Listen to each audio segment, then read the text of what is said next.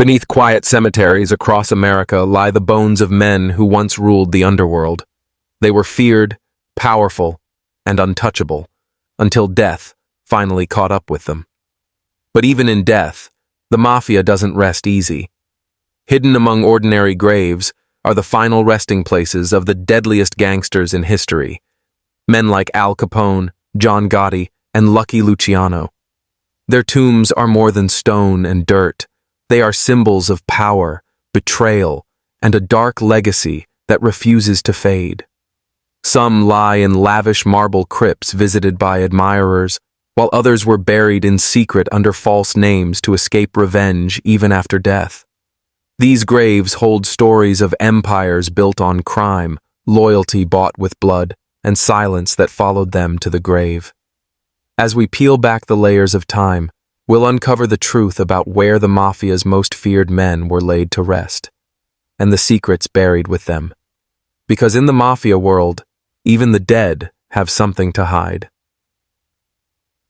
For more than 100 years, the Mafia has ruled America's criminal empire, from the bustling streets of New York to the shadowy corners of Chicago. They built fortunes through fear, loyalty, and blood. Their power reached politicians, police, and businessmen, creating a world where silence meant survival. But even the most feared gangsters couldn't escape death. When the bullets stopped and the blood dried, every mobster, from boss to soldier, ended up in the same place: a grave. Yet these graves are not ordinary. They're coated with messages of power, respect, and sometimes shame. Some of the Mafia's deadliest figures lie buried in grand cemeteries like Mount Carmel in Chicago or St. John in New York, surrounded by marble crosses and angels. Others were laid to rest in secret, far from public eyes, their families too afraid to reveal where their bodies were hidden. These resting places tell a story of the Mafia's strange code: loyalty in life, silence in death. Today, their graves attract curious visitors, journalists, and crime historians searching for traces of an empire that once ruled America's streets. From gilded funerals to unmarked graves, every tomb has a story of ambition, betrayal, and the price of living in the Mafia's deadly world. Once commanded armies of killers now lie in silence, surrounded by cold stone and fading flowers. Their graves became part of the Mafia's mythology, each one carrying a story of glory, downfall, and the price of living outside the law. Take Al Capone, the most notorious gangster of the Prohibition era. For years, he ruled Chicago through fear and blood, making millions from bootlegging and gambling. But his empire crumbled when he was finally imprisoned for tax evasion. Capone spent his final years in isolation, his mind destroyed by disease.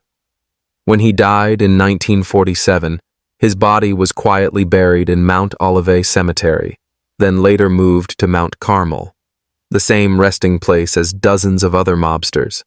His grave, simple yet imposing, still draws visitors who leave coins, cigars, and notes, a tribute to the man who once ruled the city like a king. Not far from Capone rests Sam Giancana, another Chicago mob boss.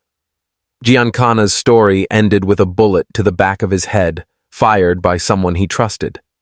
He had been preparing to testify before the U.S. Senate about mafia connections to the CIA.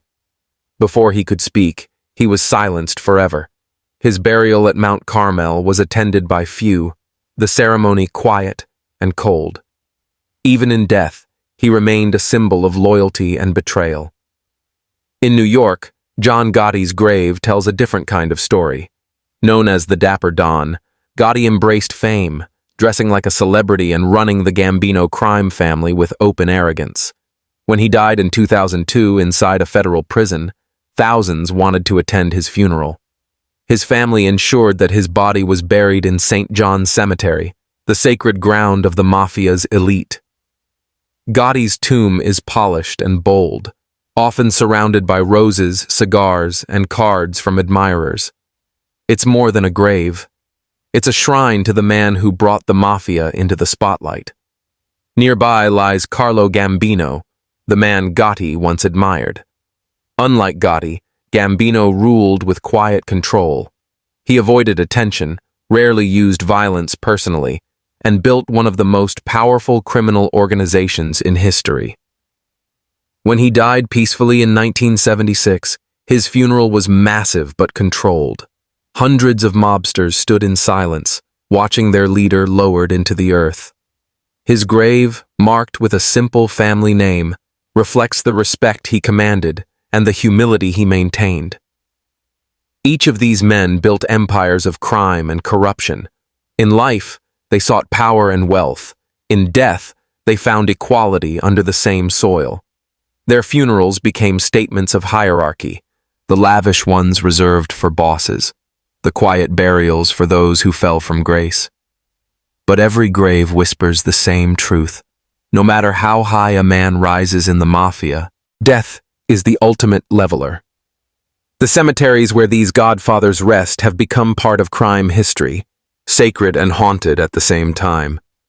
They remind us that even the most feared men eventually become memories carved into stone. For the Mafia, death doesn't erase power.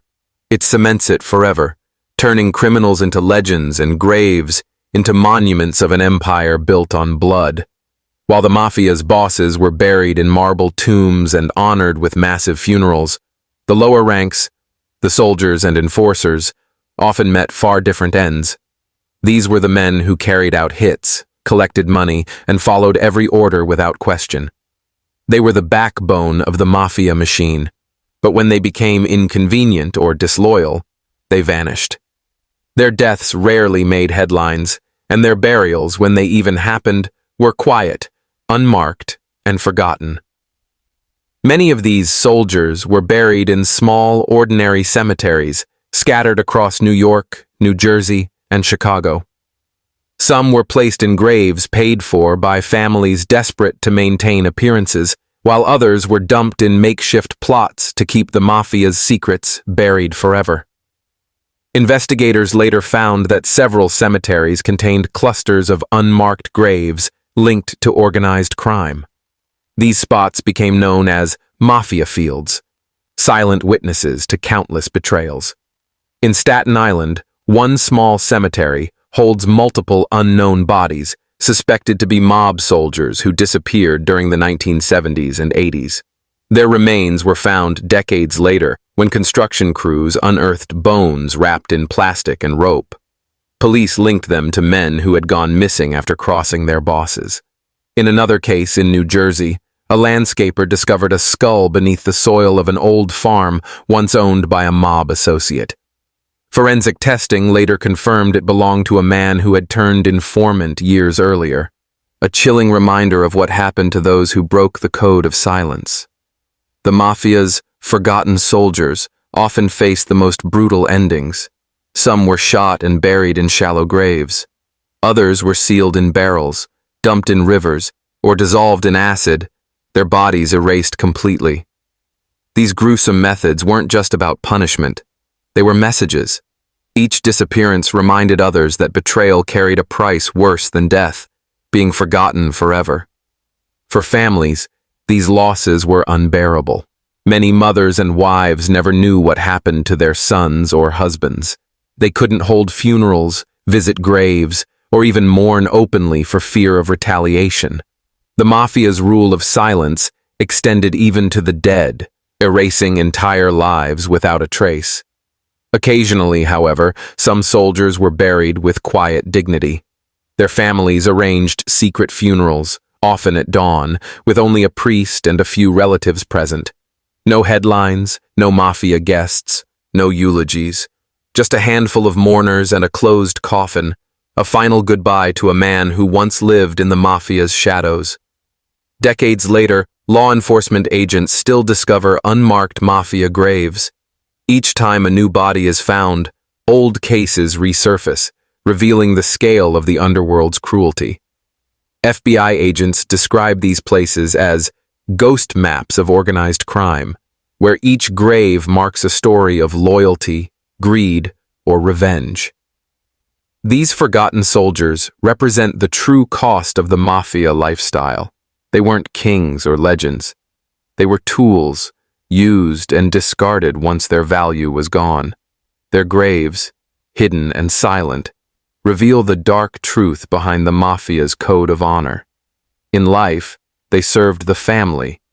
In death, they became its secret, buried beneath layers of dirt and silence, never to speak again. Across the United States, certain cemeteries have become more than burial grounds. They're sacred monuments to the mafia's dark history.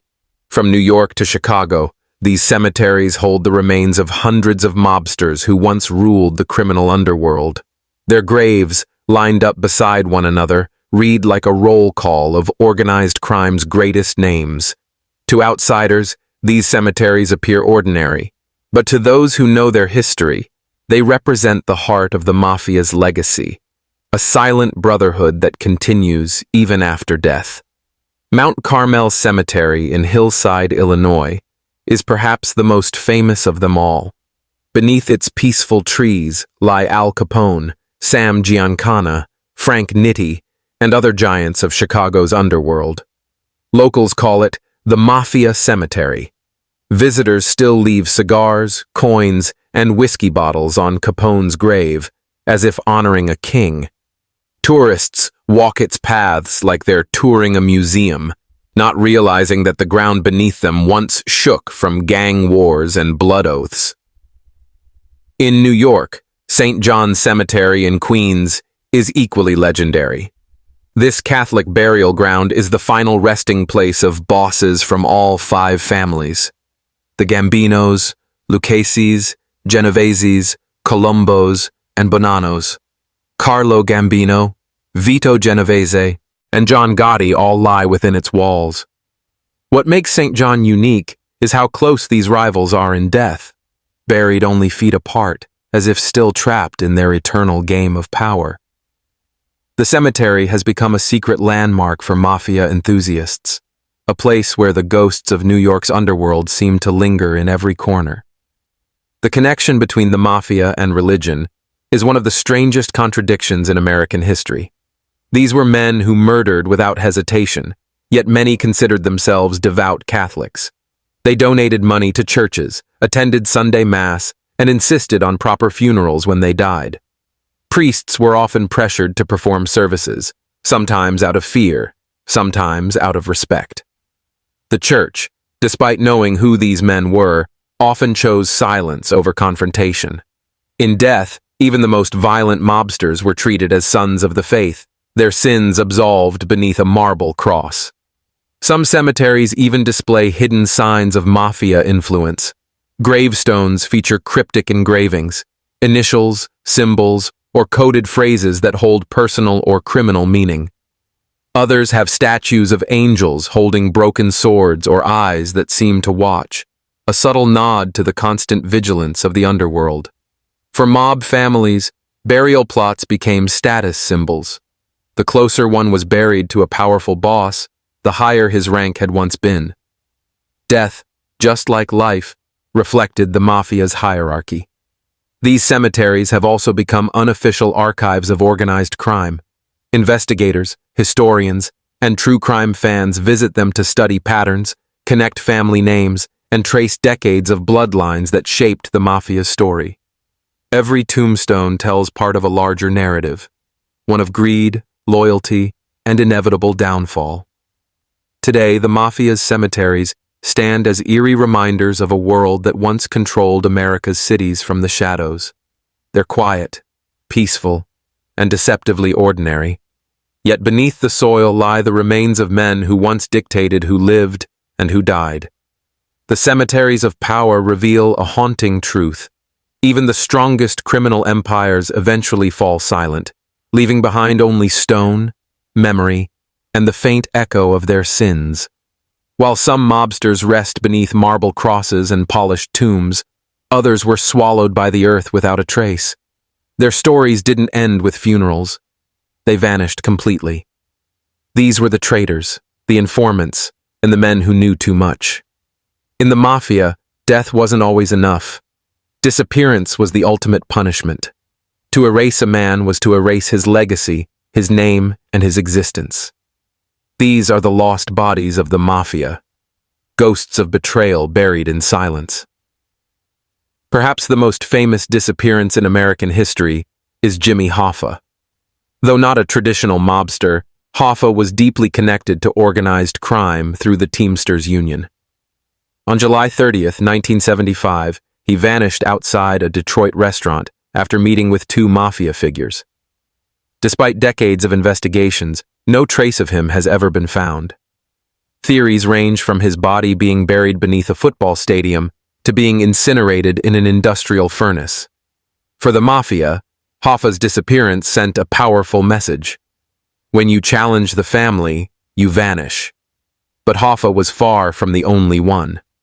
Dozens of Mafia members throughout history have disappeared without a single witness.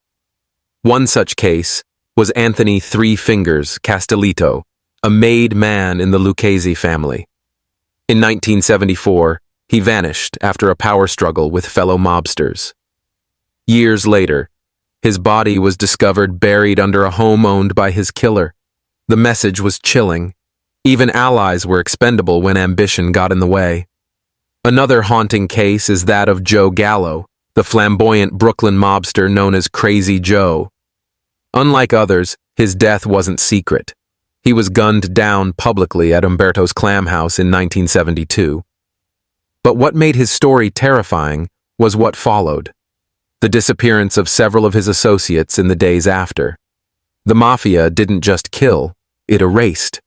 It ensured that anyone tied to betrayal, even indirectly, disappeared into thin air. The methods were as brutal as they were creative. Some victims were stuffed into oil drums and dropped into rivers or buried in construction sites under wet concrete. Others were burned in crematoriums controlled by mob-owned funeral homes, their ashes mixed with countless others. FBI agents often referred to these as invisible murders, crimes with no bodies, no evidence, and no closure. For law enforcement, these missing bodies became an obsession. Dig sites across New Jersey, Staten Island, and rural Pennsylvania have been excavated in search of Mafia victims. Some discoveries, bones, teeth, jewelry, reopened decades-old investigations. Each recovery told a story of greed, power, and silence that the Mafia tried so hard to bury. For families, the agony of not knowing was unbearable. Mothers, wives, and children waited for years, clinging to hope that one day they'd find where their loved ones lay. But the Mafia's code ensured they never did. "He's gone" became the final sentence, simple, cold, and absolute. These disappearances reveal the Mafia's true power. Killing a man was easy. Making him vanish completely was an art. To this day, hundreds of mobsters are still listed as missing, their bodies hidden in forgotten fields, warehouses, or beneath city streets. Their silence remains the Mafia's strongest weapon, a warning to anyone who dares to betray the code. Death didn't end the Mafia's story. It only deepened its mystery. The graves of mobsters across America have become more than burial sites. They're monuments to an era of power, loyalty, and betrayal that continues to fascinate the world. From the marble tombs of New York's elite dons to the hidden plots of nameless soldiers, every grave whispers the same truth. The Mafia may die, but its legend never does. Visitors still travel thousands of miles to lay flowers at the grave of John Gotti in St. John Cemetery, or leave cigars beside Al Capone's tomb in Chicago. These are not acts of fear or worship, but curiosity, a desire to touch the legacy of men who once ruled entire cities. For some, these visits are a way to understand America's dark history. For others, it's about standing face to face with the ghosts of power. Even today, the Mafia's funerals remain carefully orchestrated events. While they're quieter than the grand parades of the 20th century, the traditions haven't vanished. Families still gather in silence, priests still bless the casket, and coded messages are still whispered among attendees. Death is seen as another test of loyalty. Only trusted insiders handle the burial of a made man. Outsiders are never allowed too close. The mafia's obsession with legacy extends beyond the grave. Many bosses ensured their families remained respected in their neighborhoods long after their deaths. Some funded churches, schools, or charities with money earned from crime, creating an illusion of redemption. Their names live on, sometimes feared, sometimes admired, but never forgotten. For historians and true crime researchers, these graves hold invaluable clues. A single headstone can connect decades of criminal alliances, betrayals, and bloodlines. Cemeteries like Mount Carmel and St. John have become open-air archives of organized crime. A map of power, stretching from the 1920s bootleg wars to modern-day syndicates. Each plot marks the rise and fall of a man who once believed he was untouchable. But behind the marble and myth lies a darker truth. These men destroyed lives, corrupted cities, and built empires from blood money. Their deaths may have turned them into legends, but their graves remain silent witnesses to the suffering they caused. The Mafia's cemetery is both a monument and a warning, proof that no amount of power can conquer time or death. As the years pass, the graves of these mobsters grow older, their names fading from the stones. Weeds creep over forgotten plots, and stories blur into legend. Yet the fascination endures. People still search for the lost graves, the hidden burials, the missing bodies, because the Mafia's story doesn't rest in peace. It lives on in whispers, in shadows, and in the cold earth that holds its secrets. In the end, the Mafia Cemetery is not just where gangsters are buried. It's where their empire sleeps. It's a reminder that crime, no matter how powerful, always ends the same way. Beneath the soil, surrounded by silence, with nothing left but a name carved in stone and a story that refuses to die.